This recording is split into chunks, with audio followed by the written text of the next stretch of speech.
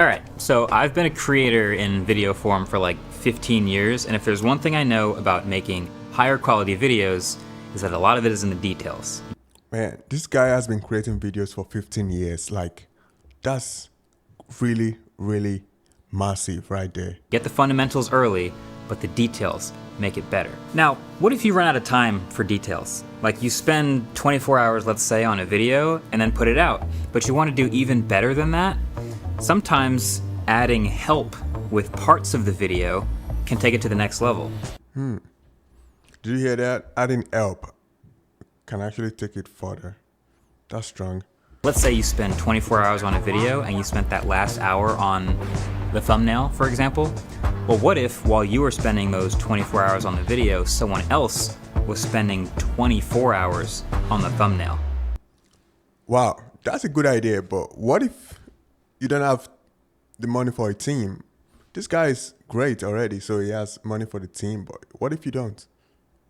Think of how much better that thumbnail and all of its details would be. And so I've told this octopus analogy many times in my history as a creator, which is basically when you start, you've got all these arms doing all these things, and all of them have like a brain attached to them essentially. But as you build a team, you kind of cut off one of the arms and hand it to someone for them to do full time, and they can do it way better than you ever could. It's such a great unlocker. So in this video, we're gonna be meeting all the different pieces of the team that take us from scripting all the way till the end, and you'll actually meet the newest addition, the newest arm of the team. But there's also something you should know about the octopus. So octopi are already pretty weird, but they also have 3 hearts. Wow, I love this guy's analogy. Look at that. Look at how clean he's just making there, man. I'm enjoying this. This is a part of the analogy, because that's the part that's core to what the creator is. So they can't cut them off. They can't be delegated. That's different for every creator. My advice is always to find what that is as soon as you possibly can. But here, for example, it's things like being on camera in the reviews. It's actually reviewing the tech and testing and trying things out. And it's the editorial decision about what we make videos about. Like making a channel that I would want to subscribe to and making videos that I would want to watch. That sort of overhead creative look. So even though I'm always going to be working on that stuff, the first part of any video is naturally a lot of the writing and brainstorming and research. So let's pass it to David. He can tell us more about storytelling. Okay, so I get a lot of emails. Wow, I just love how this guy breaks down his videos. Just look at how he just broke down the whole process right there. And now, man, this guy is great. From people asking, how can I make a better script, or how can I write a better story? And really, no matter the kind of video you're trying to make, whether it's, I don't know, a review, maybe a retrospective video essay, or like a long form video, there are 2 or 3 things that you want to keep in mind. Number 1, have a thesis. I have a thesis. So the question is, what is a thesis? Number 2, learn the context. And number 3, unearth all the details. So let's go ahead and break down 3 different types of videos so you can see how to apply these techniques to all different types of stories. Man, I like this guy. These guys are just so great. They're breaking this stuff down. And I think once you're done with this video, you're going to be making the best videos you can, man. I'm loving this idea, man. It's just getting into me right there. Let's start with something that we do really often here at MKBHD, the review. Now, a review has a few very specific elements that it's got to hit. So the point of a review is to test the company's claims, right? Can it do the things that the company said it could do? What are the glaring issues that you might want to be aware of? And where does it fit inside the rest of the market? Let's take the Humane AI Pen review as a fairly extreme example here. So with the Humane AI Pen, there was all this hype that was built up around it, right? There was this mysterious company that had been building this product for a long time that was launching. They finally announced the product, and there's people who are really excited for the AI features, and there's people that are really excited for the hardware features. But our job, when we're delivering a review, is to cut through all of that noise and actually let you know, is it any good? Can it actually do any of the things that they just promised? Like, you could make a video that says, oh, this is the engineering of the Humane AI Pen, which was really interesting in its own right. You could make a video about the AI model that runs the Humane AI Pen, but that's not a review. The point of a review is to focus on, does this deliver on what it says it is, and is it worth your money? Now you can wrap. Man, I'm loving this. Basically, it says you got to find a point to your video. Like, for them, it's reviews. And I'm liking this. Up all of that information into a thesis, and that's what you kind of have to do to keep a video engaging, right? Like, so the thesis of the AI pin review was, well, none of these AI hardware products are even really working yet, so no, they're not really worth buying. Now, once you have that thesis of AI products not being ready yet, you can kind of like center your review around that, right? You have your thesis, and then you give a bunch of different points that prove that thesis. Now, having a thesis or a story or a point to your video doesn't just apply to reviews. It actually applies to pretty much any kind of video you wanna make. Like take, for example, the video essay, a very popular style of video on YouTube right now. There's a lot of different really creative ways to do a video essay, but something that I personally like to do is to give the audience a ton of context for everything that's leading up to this point that I'm trying to make, so that maybe you can care about this as much as I do. So Wow, these guys are just so great. The way they talk, the way they break this down, you just see that they know this shit. let's use this video I wrote with Marquez as an example. This video was called Apple versus the Paradox of Choice, and it came out pretty much right after the AirTags came out. To someone who's not like super plugged into the tech space, you might have just seen that Apple just decided to release these tracking tags called AirTags, and then some other tracking company got kind of upset at them and decided to sue them for it. But it's only when you understand the context of exactly what happened and what this space looks like that you can actually start to unravel the story. You can go watch that video to kind of get the whole story, but this is my segment, so I get to talk about the context. So basically what happened is Apple releases the AirTags. Tile had already had this ecosystem of Tile tags, and that ecosystem relies on Tile tags in order to actually make the tracking system work. But Apple, who has the iPhone that the Tile connects to, just decided that they were going to release the AirTags into the Find My ecosystem. But only when you really understand this ecosystem and also the context of what's happening here do you understand the paradox. And the paradox is that if Tile joins Find My, they are diminishing their own ecosystem. Wow. But if they don't join Find My, then Apple wins. There are a ton of little stories kind of baked in here, and those are all articles that probably got written. But really understanding the entire story by consuming as much information about a subject as you can, do you really start to see the wider story that might not be as obvious. Now, I do generally consider the video essay kind of the hardest style of video to make because you have to come up with really unique ideas, and having a unique idea is probably the hardest thing you can possibly do. But the best way to train yourself to come up with these unique ideas is just to immerse yourself in that kind of content. Look for different stories, talk to your friends about this kind of stuff, talk to your parents, just rant as much as you can and consume as much as you can about a specific subject and get to know it inside and out.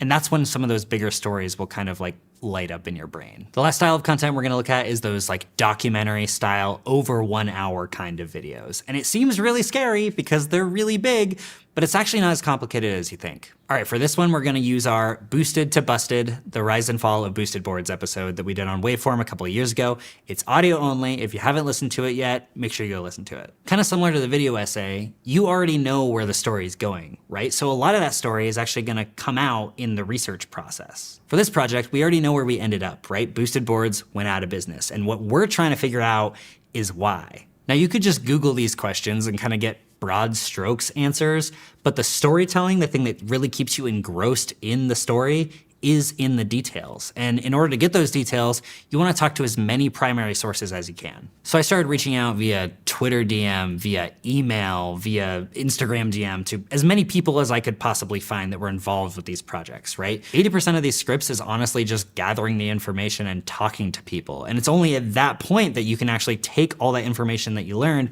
and start putting together the story. Something that I find tends to happen pretty frequently is that those first round of interviews are kind of just about like educating myself about the story of what happened, what's going on, just learning more about the space.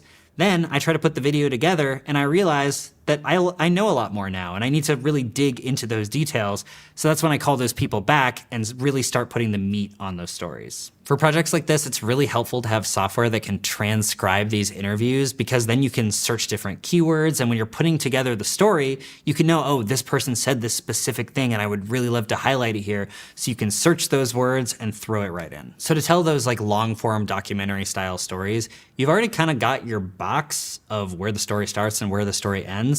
You really just have to fill it with detail to tell an engaging narrative. Okay, so 3 things.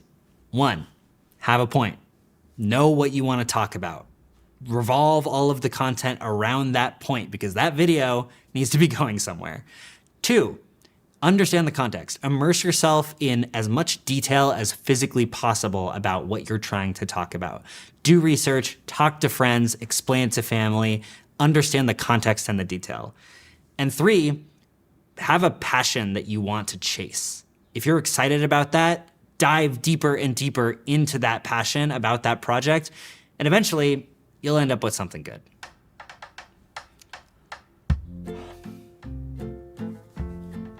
I love these guys, man. We should probably have a set for this video. And hey, if you've watched this far, you might as well subscribe. You know, we're actually about to celebrate an anniversary. Almost a decade of knowing him and working with him. And we still hate each other. It's crazy. I think the vast majority of our jobs is we kind of like to create consistency across the brand. Like, you know, in Minecraft, how you play creative mode, we're that. There's no survival mode, like unlimited lives. You know, you just retry again and you just keep on experimenting. When you look back at 6+ years, it's a big difference. So you want to look at some fun sets that we've made? That's a yes. Yeah.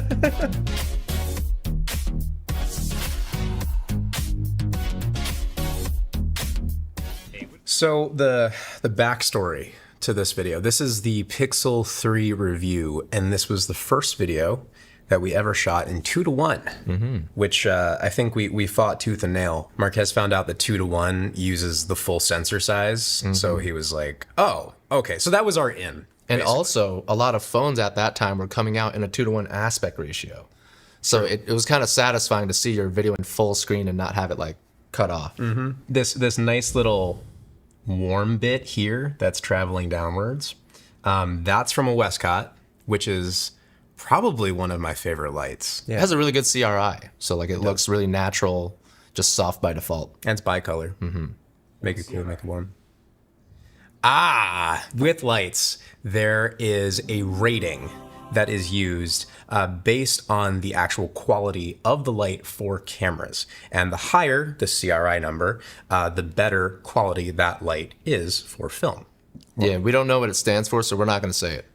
Color? No, don't try it. So I felt like this was kind of important to us because this was the first time that we really cooked on a set that doesn't look like a regular office. Yeah.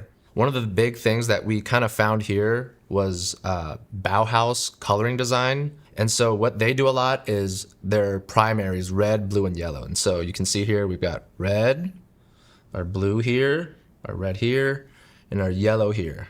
It's kind of based off of Marquez's old top downs where he had the blue, yellow, and red books. Marquez has these books over here, which are the 3 primary colors, your red, yellow, blue.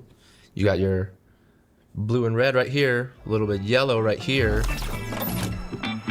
So we just got done with possibly one of the biggest Apple WWDC keynotes of all time, maybe, just because. Usually when we go out for events, like we're in hotels, or just like, you know, random courtyards, that kind of thing. With this, it was getting, like, if you look through the progression of the video, you see the light just fully disappear in the background. Yeah. So like here, like you see just full sunset at the end. So this was shot very late at night, after the whole event had wrapped, after briefings, after Marquez had written, and you actually see in the reflection. So right here is the mini dome from Aperture, which is very easy to travel with because it's teeny.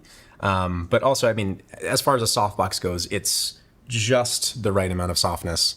And we had some Amaran light, but besides that, like most of this was all pretty much just ambient hotel lighting for the most part. Like this here, thankfully, was there. Like they had that rigged up. We didn't bring quasars. And then basically like the only other augmented light really was the softbox and I think a reflector. But yeah, I mean, in general, traveling sets are really difficult. Yeah, we gotta work with what we're given. So Marquez doesn't usually like warm lighting, but in this case, it being practical, it kind of works in the set. Yeah. Do you have like a travel story that stands out to you most when it comes to building something last minute?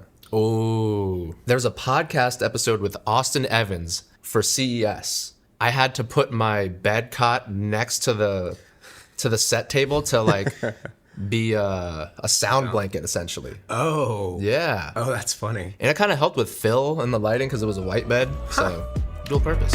All right, welcome to the definitive iPhone versus Android video. This set is a little bit more RGB without the R part, just the GB. And as you can tell, this is an iMac for Apple. Can you draw me an Apple logo real quick? God. Right? And this, as you can tell, is Android. That's a PC. And so we tried to put the Android user in mind on this side and the iPhone user on this side. We've been getting better at keeping the colors from hitting Marquez because we don't want RGB Marquez. And we have a flag on this side, on the right and left, to kind of cut away from too much spilling. A flag Look up. is a dark surface that you use to take away reflections. Yeah? Well, that, but also, I mean, in this case, helping to control light. I'd say we kind of go for a checkerboard effect in exposure. Hot spot right here, and you have your dark zones kind of sprinkled throughout. A good mixture of exposures to kind of catch your eye in different spots. If we showed this to Marquez 6 years ago, he would have thought we lost our minds. But I think like over time, we've all kind of grown to be really comfortable with this like this median, if you want to call it that, where like you have a very natural, neutral subject, and we leave the neutral quality to it all, but we do really lean into a style. Hi, my name is Marquez Brownlee, and I have not paid for electricity in a year. Oh, so this is my favorite video.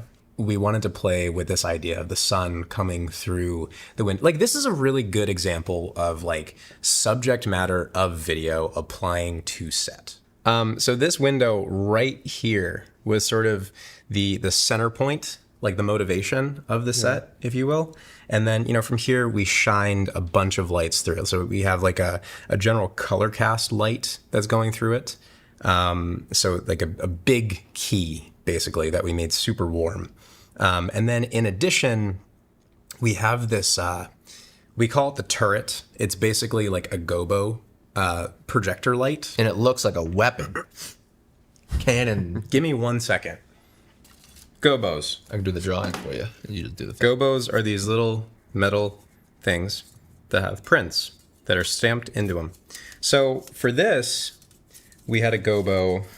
So it's kind of like a window, and it basically projects that shape onto the wall. Yeah, this was shot at nighttime, I believe.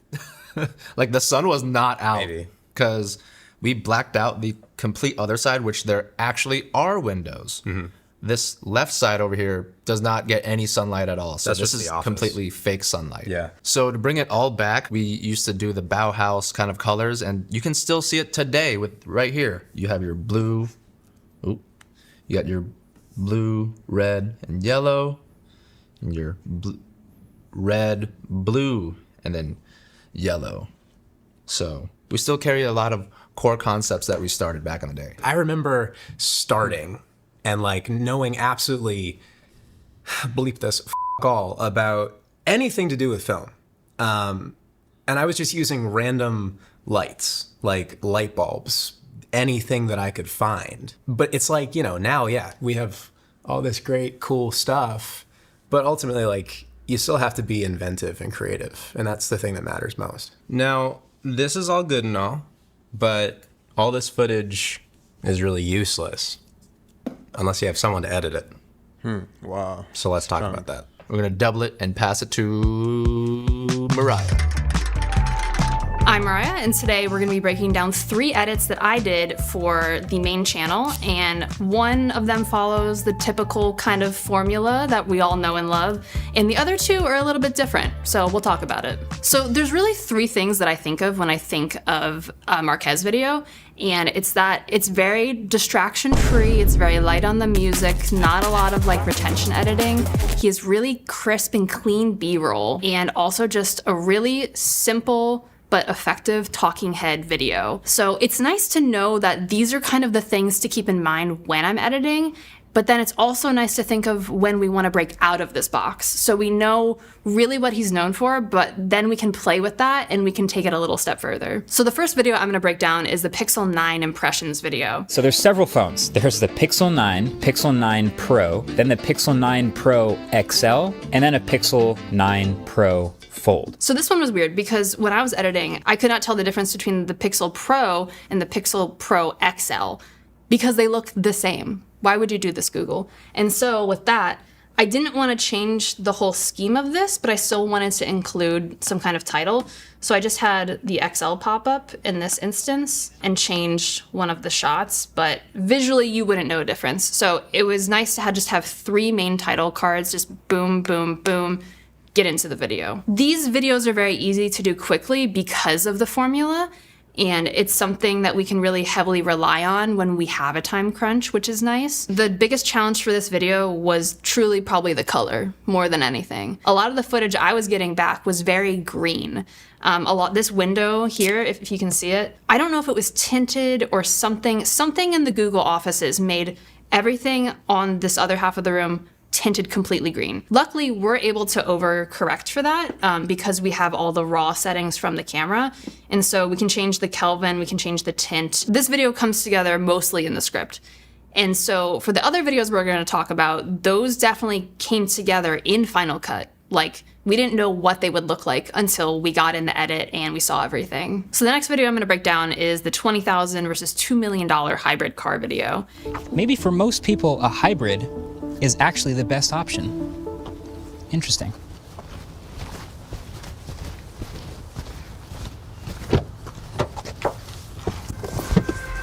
This might have been an Ellis choice for the music, or it might have been a me choice to kind of like dial it back and then punch it up as soon as he gets in the car. I think normally we're used to the autofocus videos and the car videos we do being really cool, really like in your face. It just felt weird to do that for this, so I wanted to have like a little bit of fun with it. And so the music kicks in as soon as he closes the door, and we get these really fun shots of all the B-roll of the car, and we treat all the cars the same. We'll get an interior, we'll get the exterior, and you get like a vibe of the car. If you notice something, these guys are just so detailed and every step is just planned. Lord. The juxtaposition of the really cheap, like everyday car versus the supercar was just so funny to me. And thinking of Marquez, who's also like really tall in such a tiny little like almost clown car, I just wanted to kind of emphasize just how fun it was. So this look right here of his little tiny smile, it's really easy to be excited about a super expensive, like really cool sports car, but it's hard to get you and the audience excited about just like an average, like normal priced car. Like, what's special about this car? And so I think having him like a little excited, you know, just like ready to get into it, I just thought was a fun little moment. So I don't think anyone's buying the Corolla for speed or power. So what was really great, there was a natural break in chapters for this video. And so I had Tim make up these beautiful little animations for the text for each car. Myself as an audience member, I always want to have chapters because I like to be able to skip through things and find like very specific things that I'm interested in. But I also think it makes it more digestible. If you're watching it all the way through, to know that like there's a clean, defined, you know, chapter and you know what's coming. I think setting up audience expectations is really important. So then another pattern I was doing is every time we end a scene, you can even see on the chapter marker that like this scene is almost over. For each time we leave and we exit with a car, I literally have the car drive out of frame. And it's a very subliminal thing, but I want to signify to your brain that something is over. So we see it progress left to right and leaves the frame. So the last video I'm going to talk about is the I said yes to every email for a month video. And I think this was the most fun video to edit, and also I think the most fun to shoot that we've all had. This video breaks everything. It breaks every rule that we have. It's unscripted. You know, we had no idea what products we were going to have. We didn't know what we were going to be saying about them. There's a casket in this video. Like, why? What the hell? Somebody sent a casket? A couple weeks ago, I got an email asking to review a literal casket. Kinda ridiculous, yeah. But the point is, I get all kinds of crazy stuff in my inbox all the time. Some of it's tech, but some of it's not even tech. I say no to literally 99% of the things I get asked. I don't know whose idea it was, but him popping up in the casket in the beginning, I've seen so many GIFs of this since it's happened, and it's so funny. Every time I just like see it, it's like a jump scare. The music choice for this was really important. I wanted the tone to be a little ominous, like, why does he have the casket? Why is he inside of the casket? And like, what other weird things are gonna be in this video that are also like kind of ominous? But what if, just for fun, I said yes to everything? And this is where the music starts to actually pick up. It shifts in tone in the song. Like, it is a little somber, and then it starts to get like a little upbeat as we're going into the Taylor Swift B-roll. I also want it to be known that these were actually my flowers that I got for Valentine's Day, and I just thought we needed flowers to go with the casket. So I thought just that's a set piece choice of mine. When it comes to text, I think less is more. I personally don't love videos that have a ton of text all over and they're constantly changing, flashing, whatever. I think when you keep it to a minimum, it holds a lot more weight. And so obviously the emphasis for this intro is him saying yes. Another unusual thing is that we're not getting any cuts, probably for the first 30 seconds. Mr. Beast is quaking somewhere. He's very upset by this. He'd probably find a way to optimize the first 30 seconds. But honestly, it did really well on its own. And the idea of the topic of this is so enticing that it's the natural hook. We don't need to hook you because you've already been hooked by clicking on it. So I did. For a whole month, I said yes to everything in my inbox, including this beautiful casket. I also want it to be known, I added this really terrible like bloom effect because I wanted the white to be so overwhelming as we go into the transition for the Taylor Swift thing. It's like you're seeing God. Like, he just died and Taylor Swift is for some reason in heaven now. Don't tell Andrew. It was so funny because we literally ate lunch next to this casket for like 2 months before we recorded the video because we were waiting for the rest of the products to come. Wow. So not only did I have to stare at this casket for like 5 months before we moved it, like, it was all my brain could think of. Like, it's in my face every day. I'm editing this video for like a couple weeks. My life was the casket.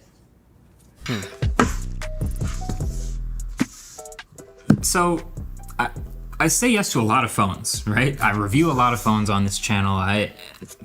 There's only so many things we can possibly cover and actually use, so there's plenty that we also say no to. This one, it's a Realme phone. You've seen Realme phones before, but as you can tell by this absurd-looking box, it's a bit of a collab. The rest of this video, 99% of this video, is like a traditional like unboxing video and product test video, where he has the product, he has, in this case, a phone that we're gonna see is very unusual.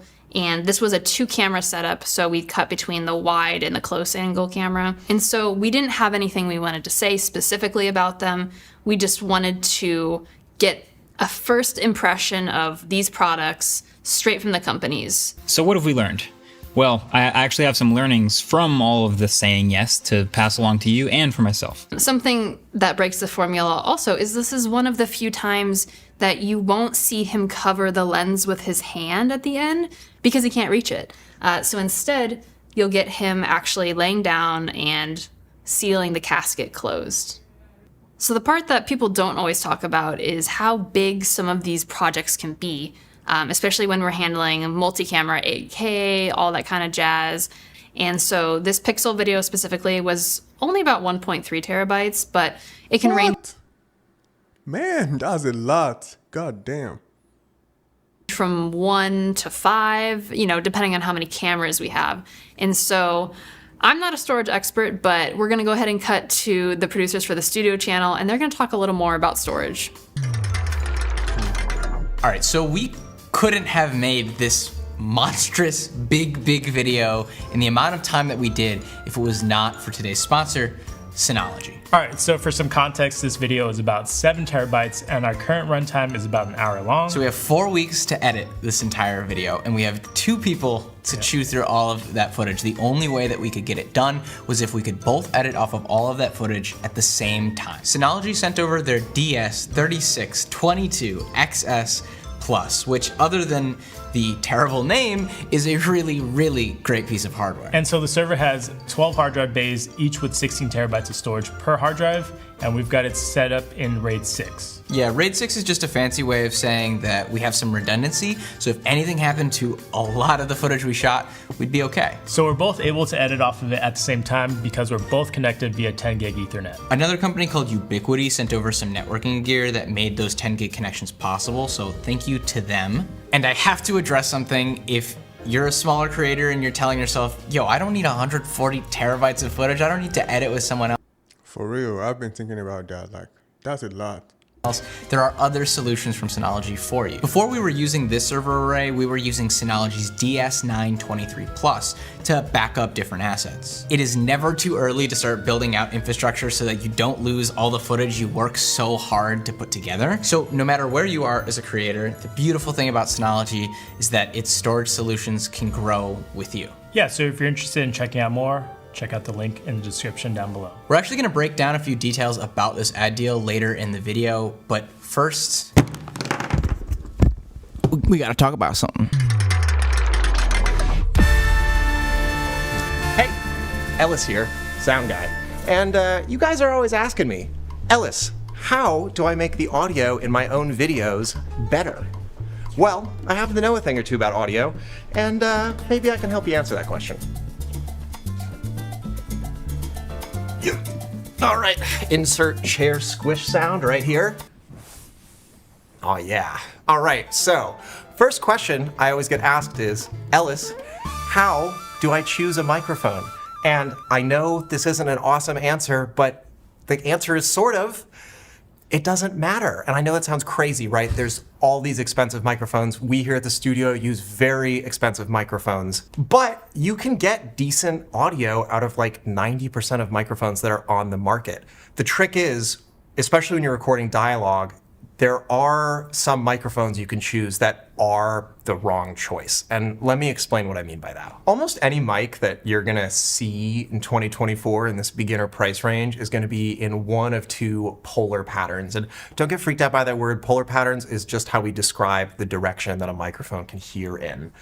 The first polar pattern that you're gonna see a lot of is called cardioid.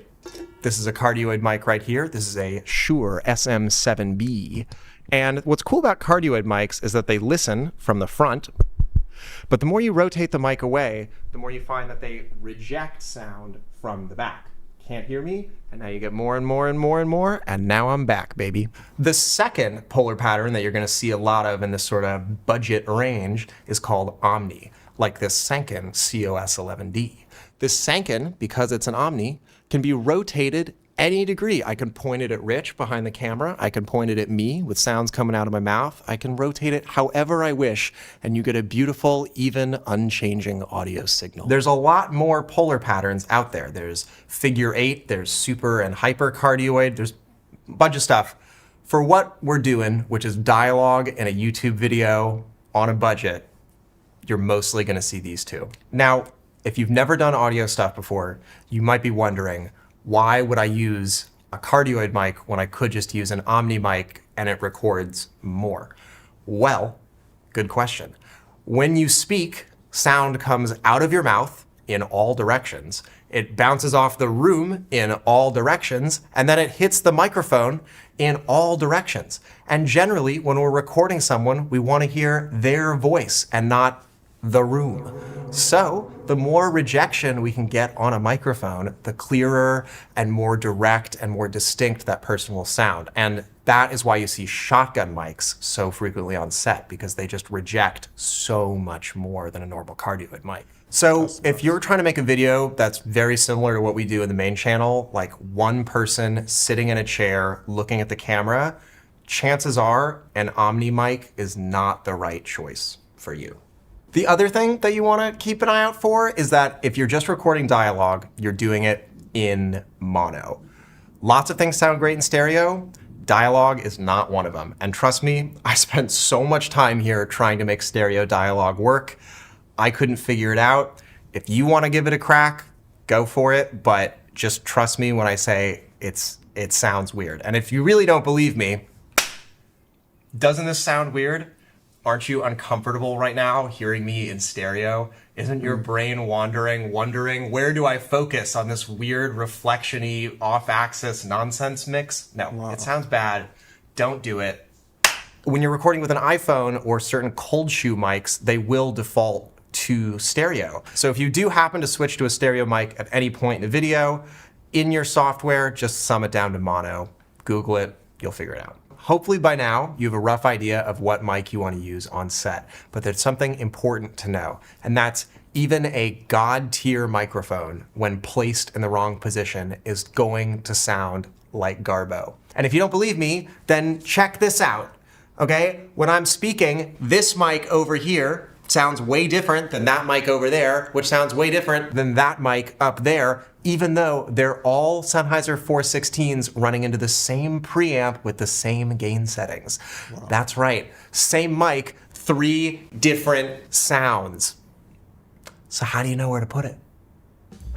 There's 2 big things to consider, and the first one is distance. How far away from your mouth does the microphone go? The most basic answer to that question is, the farther away from your mouth the microphone is, the more of the room you're going to hear. You're gonna have to turn your microphone up more. It makes the microphone more sensitive, and thus it is more sensitive to the reflections bouncing all around the room the whole time you are speaking. If you're using a cardioid microphone, there's another thing you have to consider, and that other thing is called the proximity effect. The proximity effect is a phenomenon on cardioid mics that gives you more bass the closer you are to a source. So when my mic is far back over here, you're gonna get a lot less bass than when it's up here and close to my mouth. If you ever listen to NPR, they love this mic, the Shure SM7B, right up on people's faces so that things are bassy and warm and smooth, and it sounds like NPR. That's just the NPR sound. The other thing is that Omni mics, the other polar pattern we talked about in this video, completely immune from the proximity effect. You're not gonna hear it on them. The other thing you wanna think about when placing your mic in a room is what it's actually pointed at. If a mic is pointed directly at the sound source, we call that an on-axis miking. If it's pointed away from the sound source, we call that an off-axis miking. And I know it might make sense to do everything on-axis, but there is a way you can use this to your advantage. This is an unbelievably complicated subject, and I know every acoustician in the comments is getting their pitchfork ready to just skewer me. So I'm sorry we don't have more time to discuss, dispersion patterns, but for the most part, you can get by remembering this. High frequencies beam, low frequencies spread. High frequencies are going to tend to move out in one direction. Maybe they'll spread out like a cone a little bit. Nothing is pure, but they're going to go directionally. Low frequencies spread like butter. How do you use this to your advantage? Well, if you have a sound that's way too bright and you're picking up way too much sibilance and too much harshness and you want to fix that, just move your mic a little bit off axis. All of a sudden, you're going to be picking up more of those low frequencies that are spreading than the high frequencies that are beaming. If you're having the opposite problem with your dialogue, where everything is too muddy and too dark and too bassy, you probably need to move a little bit more on axis, and you'll get more of those high frequency, sibilant, clarity, beautiful sounds, beautiful sounds. You've recorded your video, you've recorded your audio, you're feeling good about it, I hope. It's time for post-production. Post-production is my favorite part of the audio ball game. It's the part that I love so much. I wrote pages and pages and pages of stuff we had to cut about K-weighted loudness units relative to full scale and which compressors to use. And and all of this stuff that I just don't think it makes sense for a beginner, right? Because at the end of the day, if you followed all the miking steps that I brought up in this and you got good stuff with good techniques at the mic stage, post-production should be almost an afterthought, right? Like when we're doing post-production here and we're using like AI tools and all this other stuff, we're really only getting the dialogue that lasts like 10% of the way there. So if you're interested in AI audio workflow stuff, go check out the video that we shot a little bit ago. But if you're interested in seeing what I would look like if I was from Ohio and completely yoked, then you might want to check out this. Hey everyone, my name's Tim. I'm the graphic designer for the channel, and today I'm going to walk you through some drafts of some successful thumbnails we've done over the last couple months. First up here we've got the Books thumbnail. So you'll see the final and initial image aren't terribly different. Really the only difference between these two things, these two frames, is the screen. But there's other things in here. So from this to this, what happens is that his hand is cut out, twisted, and then punched up. So we make the phone about 10 to 15% bigger, which helps with legibility at small scales. That's the first thing. Second thing was changing the screen to be a little bit better at smaller scales. So we did things like change the artwork for the music. We blew up the apps. We got rid of the labels underneath. Just things that gave the eye a little bit more breathing space and negative space so you could kind of move around. And then we made all the lines thicker, again, so that it would help just punch up and read at smaller scales. All right, so the next one here we have is the Dyson headphones. So we're using this example because it was one of our most successful A-B comparisons where the delta between the winner and the loser was actually pretty significant. This one is very much a lesson in simple is better. So A, you'll see the draft from before. It's a simple shot of Marquez holding the cup out from the headphones, just shot on a gray background with a little bit of vignetting.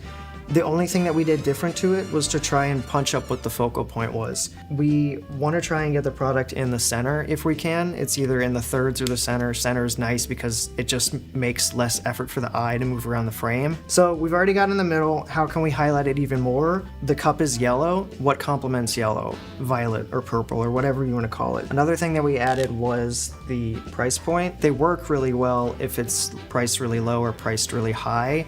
Those tend to do better in thumbnails. And one more thing that we added, which, you know, as a designer can be pretty obnoxious because it's just, you know, one more thing, but arrows. Arrows work really well.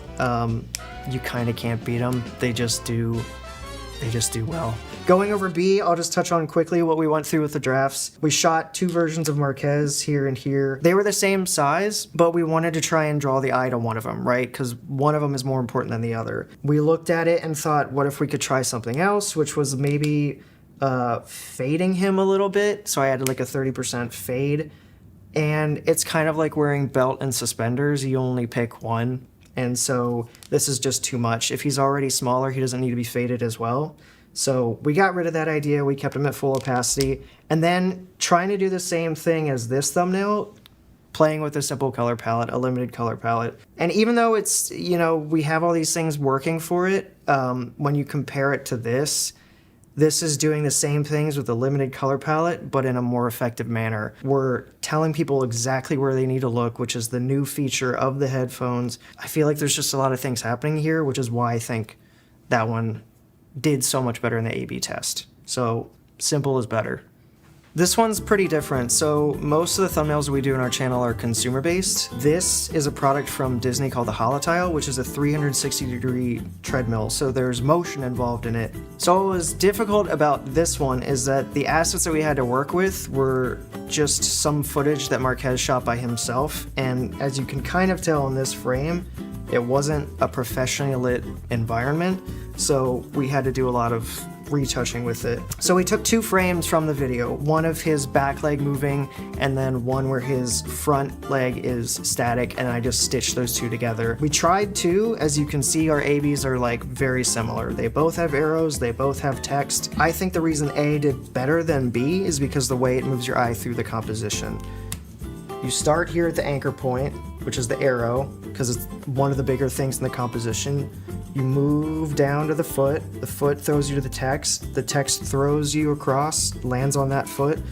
It just has really nice flow to it, and that's really important in the thumbnail as well, is that it's not as much effort to get your eye to move through the pieces that you need to see. It feels good when the video performs really well. I think this video did like 7.5, 7.6 million, which is awesome. Unlike the one before, where it was a delight in how the audience responded to the thumbnail, this is kind of the opposite side of that coin. This is one where we put a lot of time and effort and love into, and we had to flip to an alt almost immediately. So the story behind this one was the F1 video that we did. The team had a lot of fun getting coverage on it. The only problem is that we were limited on the amount of footage that we could get from that coverage. Certain assets had to be approved, yada yada. The lesson learned in this one is to get scrappy. If you don't have all the puzzle pieces, sometimes you have to make puzzle pieces. So we bought the F1 video game and took screen grabs from the replay footage on the racetrack and used that to match perspective to this shot, which is actually footage of Marquez getting a tour of the F1 Ferrari facility on the track. The important thing about these two images here is that they have the same perspective. If the perspectives between these don't match, the comp obviously looks wrong. It's like when you watch a movie with bad CGI, you don't have to know about CGI to know it's bad CGI. You're just like, that doesn't feel like it's based in reality. This one was trying to do a lot of colors to try and get that Vegas appeal. The A version was trying to play with that limited color palette, again, like we did in Dyson, where everything around him is black, red, and white, and he is the only thing that is blue, kind of where the lights are too. So your eye has a focal point along with all of these, this is red, but all of these leading lines that are pointing to Marquez. The reason that I think this didn't work as a successful thumbnail, and the reason we had to track to something else, like an alternative, it's really hard to discern objects from one another and tell what is what. Because it's not like where you have in the Books or you have in the Dyson. There's really clear lines of contrast between foreground, background, subject. It's all kind of blurred here, and the visual complexity is a bit too much. There's a lot of visual noise. So the alternate that we explored and the one you see on the channel now does a really good job of separating it into different distinct pieces that the eye can digest and be more accessible in a frame. Okay, and one last fun fact for this frame is that if you notice on all of these side panels, you know how when you watch F1 races, it's all sponsors, logos. We actually added our sponsor for the video into that spot. And if you want to learn more about how we handle sponsors on this channel, I'm going to send it over to Jono. Hi, my name is Jono, and I do all the business stuff here and also kind of special projects. And today, Eric is going to tell me some deals that are possibly good, possibly bad. He's going to get my reactions, and maybe he might get fired. Who knows? We want to pay you for a review. Good deal, bad deal. Whatever Marquez says is based on what he thinks of the product. And if you're going to pay for a review, that kind of really violates all the journalistic integrity you have. So no, it's a bad deal and it ruins your integrity. It's just not great. A brand sends you a product for review consideration. After you've been testing it for a week, they ask you where the review is, and then they offer to pay you to produce your review. Good deal, bad deal. If you're doing kind of like editorial content, you should never promise a review for anything sent. So that's kind of like the number one rule here. Then getting paid is kind of violation of rule number one. Well, first thing I said, you should never take money to review a product. So it is obviously a bad deal. All right, a brand partner wants to use clips from your content on TV, in paid advertising, and on their social channels. Good deal, bad deal. So the one thing is that you have to be really wary about audience fatigue. If they use your likeness for the next 8 months and post it everywhere, people might get tired of seeing your face. So I would say look at the details of the deal, where they're gonna post it, how long they're gonna be using it for, and also make sure you get the rights of telling them that they have to kind of pause, stop, or remove some items. So it could be a really good deal for you, but look at the details first. All right, so you have stopped using a product from a company that still sponsors you. And you like the product, but you just don't need it anymore. So the brand reaches out, they offer you a big, brand new, flashy brand deal. Good deal, bad deal. Really depends. Did you find a product that is better than the thing that you used to use? Then it's a bad deal, because you should really only be sponsored by items or brands that you use actively day by day. If you found something better, therefore it's not good anymore. But if you didn't find something better, then if you didn't find anything better, definitely just take the money. A brand asks you to make content for their social channels instead of posting an integration onto your personal following. Good deal, bad deal. If you're at a 10+ million subscriber channel, it could be possibly good, because you're not really in that realm of needing to grow at least that drastically if compared to if you're a 100,000 subscriber channel, because you should be really concentrating on growing your stuff than someone else's. Or they're paying you a lot of money, like probably 6-figure deals for them to have you take over their channels. That's not bad as well. So just kind of make sure of what they're trying to do, what their objectives are, and make sure it lines up with what you're trying to do. So a company offers you shares in their company instead of just cash. So if the company's ever sold, you can make a ton of money, more than just doing brand deals. But you're taking on risk.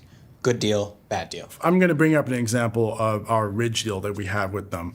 They did offer a X amount of dollars plus equity, and it worked out really well because we don't review everyday carry, like wallets, backpacks. That deal worked out really well for us.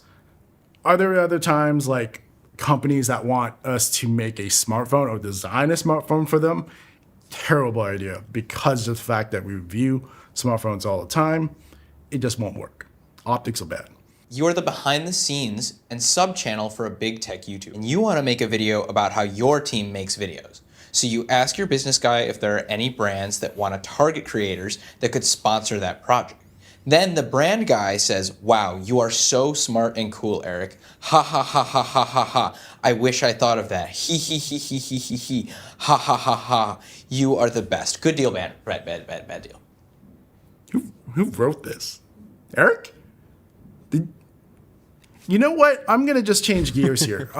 This video is sponsored by Synology, but hey, people from Indeed or ZipRecruiter want to help us find a new producer on the studio channel? Hit me up. Why was the sponsorship on this YouTube video a good idea? Why was it fair to them? We strive to actually have sponsors that we use on a daily basis, but also fits well with the content, because if the content doesn't match the sponsors, people are going to skip. And we don't want people to skip because it hurts the overall value of the video, and the brand doesn't get anything out of it too. So this kind of video with how Synology is working with us, it just fits really well because this is behind the scenes and they get content out of it. We get a really cool server to store our files, and we also get paid too. So since we just fired our studio producer, let's actually introduce you to our new producer on the main channel, Harper. What's up, guys? I'm Harper, the new head producer here at MKBHD. A question I get asked a lot is, how do you work for a YouTuber? Well, there isn't really one path to get here, but I'll answer by telling you mine. This is the last 10 years of my career in 3 minutes. College. I studied psychology and neuroscience and did research into online communication. Straight out of school, I was an NBC page. Yes, like Kenneth. I led lots of tours, got my first fan at the Today Show, and then went to SNL. I appeared in 3 seconds of a digital short and Red Lines with Kate McKinnon. Mostly answering a lot of phones and running lots of errands. I was there for the SNL 40th, which was a lot of fun. Miley Cyrus sang about all of her dead pets, and Prince performed. That was crazy. Prince performed and Beyonce danced, and that was a very fun night. But I basically found that I wasn't as interested in being adjacent to the creative process. I wanted to dive into it. So fast forward, I was at MTV and MTV News. I ran paid socials. I did audience analytics and insights for our different digital teams. And then one day my boss came over to me and he was like, "Things have changed. You're moving over to YouTube now." And I said, "Okay, great, let's jump into it." I learned how to use Photoshop, optimize the backend, create a posting schedule, engage with an audience, and then layoffs. I got laid off on my 26th birthday. I was between jobs. I got super into making slime. I worked at a nonprofit, took a directing class.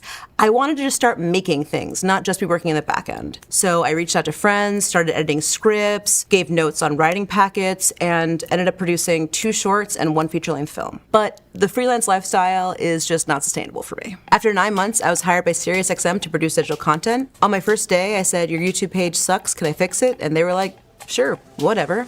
And in under 2 years, we had a gold play button. After a few years, it became pretty clear that YouTube really needed to be its own job and its own focus. So I went to the CEO and laid out my plan for how we could expand into the platform and told her that we needed a team and that I should lead it. And she agreed.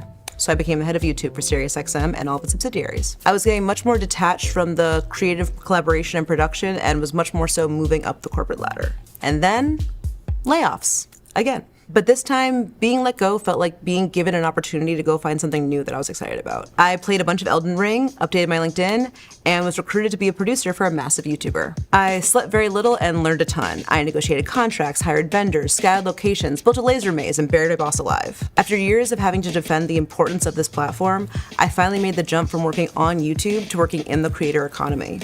So now the question was, what creator do I want to work for?